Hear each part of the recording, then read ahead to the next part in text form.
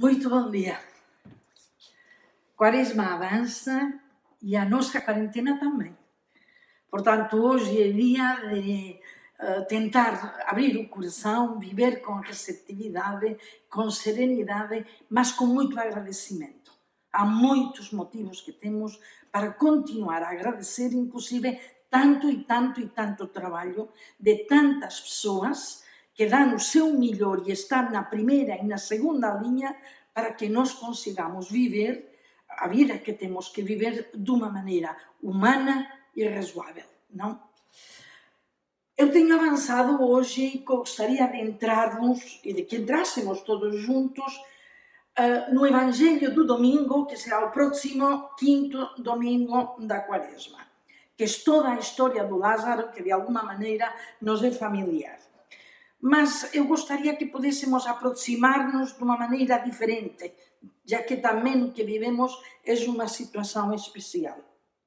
Lázaro é um homem doente, amigo de Jesus.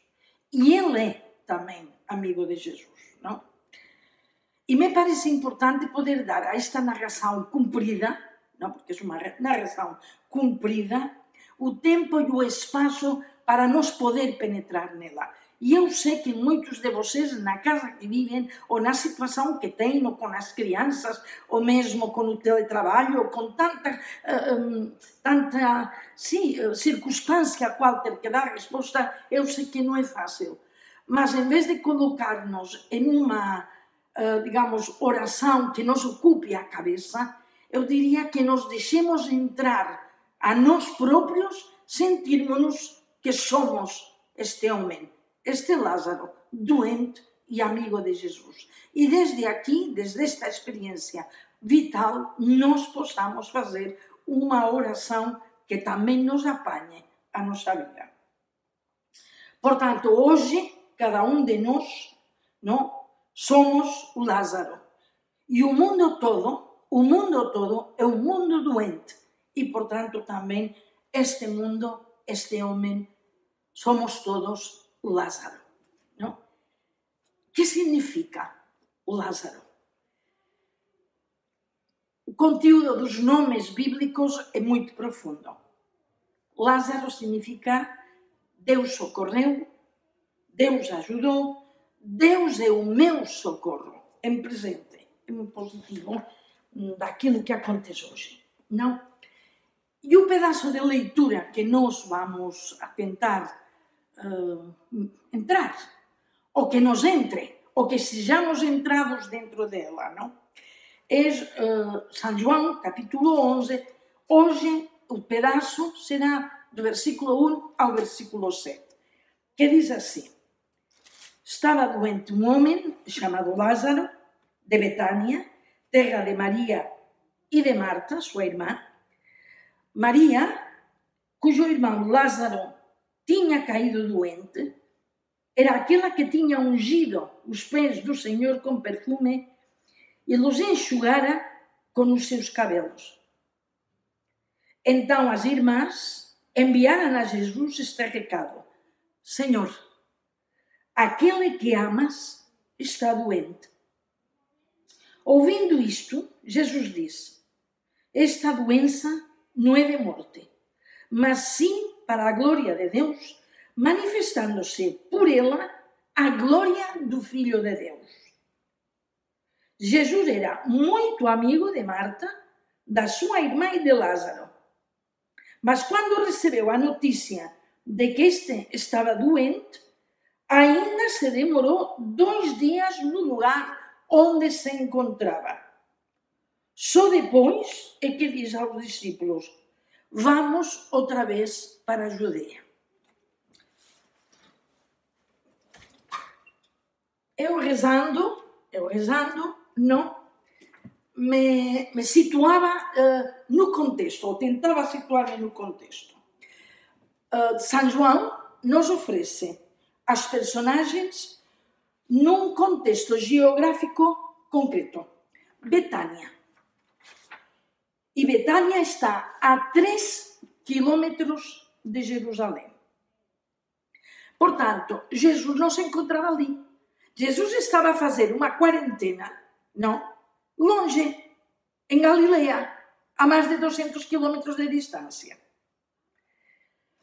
As personagens, Marta e Maria, sua irmã, as duas irmãs de Lázaro, estavam aflitas, porque o irmão estava doente.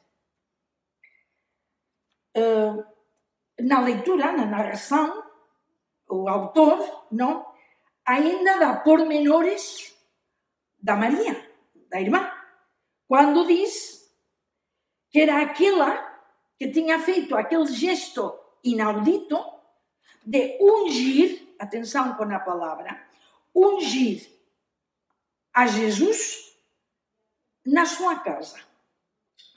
Portanto, este gesto, que ungiu com perfume e atenção, secou os pés com o seu cabelo, não, se converteu no pré-anúncio da sepultura de Jesus.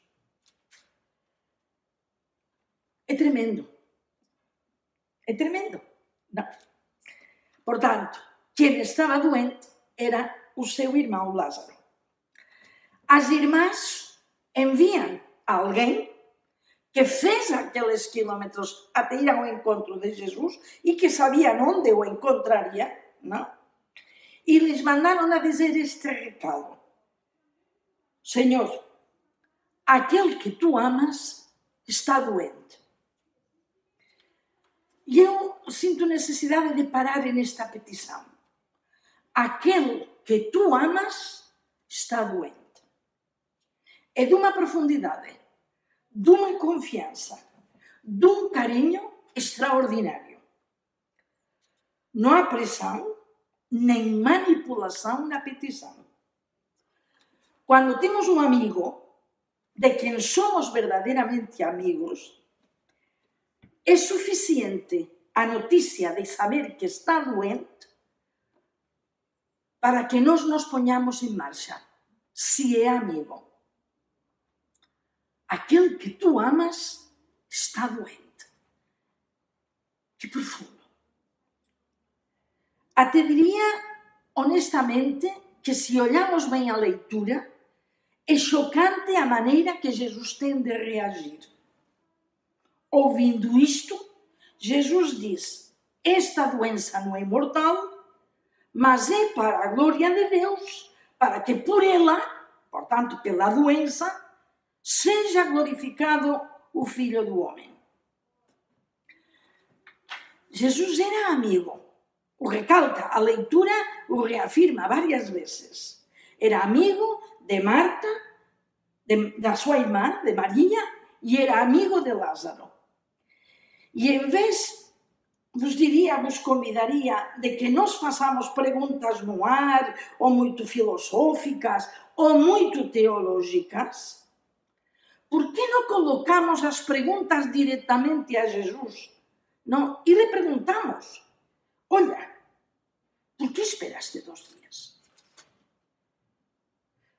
Por que não fizeste algum gesto? Tu tinhas feito muitos milagres, até a distância. Porque se és amigo, não actuas de outra maneira. Não tens influência, Jesus, sobre o teu pai? Poderia ser como o tentador, não? Se és filho de Deus, se és, não? Então, o que se passa? O que se passa para que tu, Jesus, fiques aqui mais 2 dias? Portanto, também há uma pergunta, pelo menos em mim, há uma pergunta que mexe, não? Por que nos fazes esperar? Por que estás 2 dias mais? Lázaro, nós, o nosso mundo, o nosso país, somos o homem doente, em que Jesus é amigo e que nós também somos amigos de Jesus. Portanto, se tu és amigo de Jesus, tu também queres o melhor para eles, queres o melhor para nós, queres o melhor para todos. Tu és o nosso amigo. Aqui, então, pergunto-me, que nos estás a querer dizer com esta tua decisão de esperar 2 dias? Porque só depois é que te pões em caminho, dizendo assertivamente aos discípulos: vamos de novo para a Judeia. Aquilo que me tenho sentido eu por dentro é que preciso de olhar e contemplar muito a Jesus, não? Preciso de perguntar-lhe e de esperar que me ilumine de dentro, meu interior, o Espírito Santo, sim, Senhor, mas também nas circunstâncias que vivemos, mas também nas entrelinhas de tudo o que se está passando, mas uma leitura mais alargada de todo este nosso contexto global, não? ¿Por que, Jesus, se és amigo, demoras? Por que não apressas agora? Por que não pressionas a Deus Pai com toda a tua influência? Como tu podes tudo, por quê? Por quê? Por que não o fazes de outra maneira?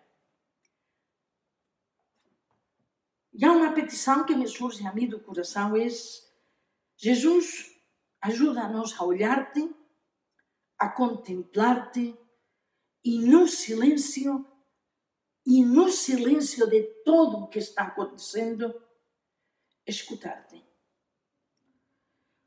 Porque, Jesus, se eres amigo, o nosso amigo, esperas e parece que não fazes nada? Que significa, Jesus, que a oração seja um diálogo amoroso que nos transforma vitalmente e nos faz cambiar a vida, se de verdade nós rezamos? É por isso que vos dizia que vai ser uma leitura que nos ajudará a ir entrando devagarinho até viverla toda mais o domingo com todos os elementos que ela nos vai dar. Mas eu nos convidava desde já a fazer estas perguntas a Jesus, a ter um diálogo com Ele existencial, a deixar que o silêncio me traga palavras, a deixar que as entrelinhas da palavra de Deus me possam situar na realidade da minha vida, a deixar que a Nossa Senhora, já que ela também está metida em toda esta realidade, nos ajude a guardar as coisas no nosso coração e a esperar estes momentos densos de presença de Deus, em que o seu mistério se nos abre e nós encontramos aqueles caminhos em que depois descobrimos que são luz e força para muitos.